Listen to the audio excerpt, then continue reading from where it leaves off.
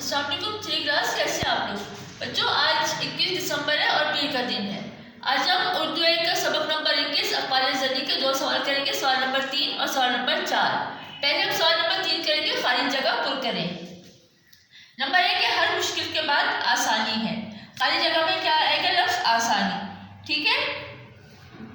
پھر ہے نمبر 2، تھوڑا تھوڑا مل کر بہت ہو جاتا ہے، تو انڈر لائن میں آئے گا مل۔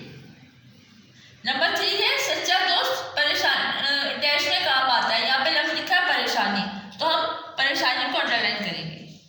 قطرہ قطرہ مل کر سمندر بنتا ہے، تو یہ ڈیش میں آئے گا سمندر، تو ہم سمندر کو انڈر لائن کریں گے۔